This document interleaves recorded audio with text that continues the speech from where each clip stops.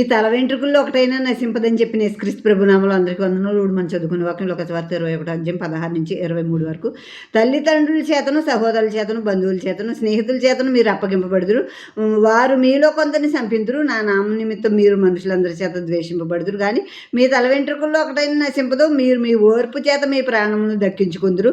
యెరూషలేము దండ్ల చేత చుట్టబడుట మీరు చూచున్నప్పుడు దాని నాశనం సమీపమై ఉన్నదని తెలుసుకోండి. అప్పుడు యూదయలో ఉండివారు కొండలకు పారిపోవాలి, దాని మధ్య నుండి వారు వెలుపలికి పోవాలను. పల్లెటూళ్ళలోని వారు దానిలో ప్రవేశింపకూడదు.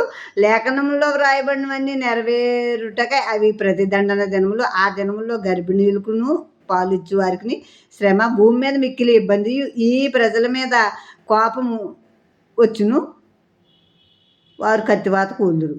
ఇక్కడ దేవుణ్ణి నమ్ముకోవటం వల్ల తల్లిదండ్రులు ద్వేషిస్తారు. ఒక ఇంట్లో ఒక అబ్బాయి అమ్మాయి లేదంటే దేవుణ్ణి నమ్ముకుంటే తల్లిదండ్రులు ద్వేషిస్తారో, సహోదరులు ద్వేషిస్తారో, బంధువులు ద్వేషిస్తారో, స్నేహితులు ద్వేషిస్తారు. అంటే దూరం అయిపోతారు వీళ్ళందరూ. మనం ఎప్పుడైతే దేవునికి దగ్గరికి వెళ్ళామో వీళ్ళందరూ దూరం అయిపోయి ద్వేషించేస్తారు. దేవుణ్ణి వదిలేదాకా ఊరుకోరు. ఇంకా ఎంత అయినా చేసేస్తారు వీళ్ళు. అసలు గొడవలు దెబ్బలాటలు పెట్టేస్తూ ఉంటారు. అనుభవించిన జీవితంగా నేను చెప్తున్నాను. దేవుణ్ణి నమ్ముకున్నప్పుడు ఎంత శోధన వచ్చేస్తుంది. కానీ ఒక రోజున వాళ్ళ నోళ్ళు మూయించి మనల్ని హెచ్చిస్తారు. దేవుడు ఓర్చుకోవాలి, ఓర్పు చేత మీ ప్రాణాలు దక్కించుకుంటారు అన్న రకంగా మనం మారు మాట్లాడి అలా కాకుండా ఓర్పుగా మనం ప్రార్థన చేసుకుంటూ ఉండాలి.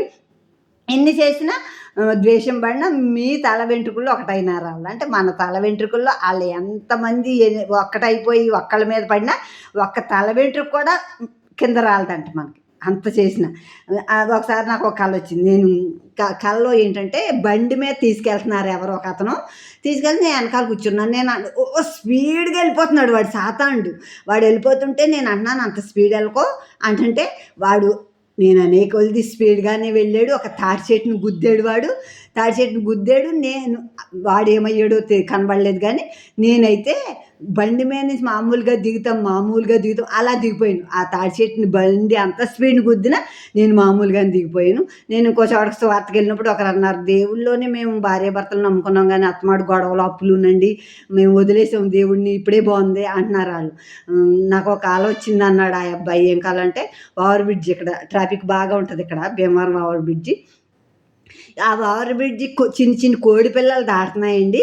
దాటుతుంటే నేను అన్నాను, అమ్మ మీరు ఇలా దాటుతున్నారు రోడ్డు, ఇవన్నీ ట్రాఫిక్ ఎక్కువ కదా, వాహనాలు మిమ్మల్ని గుద్దేస్తాయంటే ఆ కోడి పిల్లలు అన్నాయంటే మేము దేవుని పిల్లలం, దేవుని పిల్లలకే ప్రమాదాల గుండా ప్రయాణం, కానీ ఏమీ కాదు, తల వెంట్రుకల్లో ఒకటైన రాలదన్నారు కదా.